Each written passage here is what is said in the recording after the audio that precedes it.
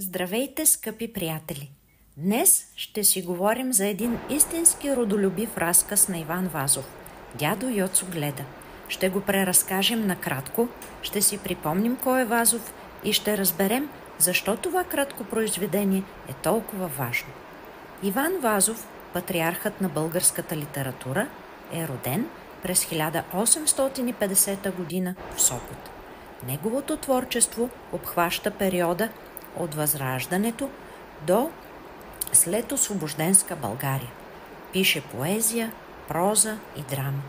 Автор е на романа Подигото, но и на десетки разкази и стихове, които вдъхновяват цели поколения. Умира през 1921 година, оставяйки след себе си богат литературен свят, пълен с обич към България. Разказът представя дядо Йоцо, сляп старец от едно малко селце в Искърското дефиле. Въпреки своята слепота, той с огромно вълнение усеща промените в България след освобождението. Когато минава влакът с българските войници, дядо Йоцо гледа със сърцето си. Той вижда свободата, която не е могъл да види с очите. Накрая умира щастлив, че е доживял България да е свободна. Темата на разказа е любовта към родината и надеждата за бъдещето.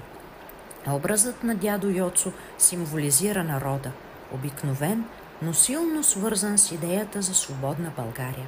Макар и сляп, той гледа с вяра, с душа. Това е символиката на заглавието. Вазов противопоставя външната слепота на вътрешното зрение, т.е.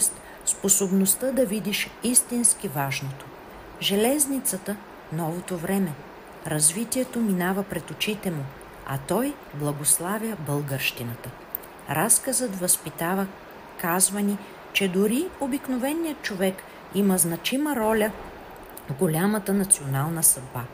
Дядо Йоцо гледа не просто разказва за един човек. Той ни напомня да обичаме страната си и да не губим вярата си. Ако ти предстои матура, това е произведение, което може да ти донесе точки, но и огромно вдъхновение. До скоро!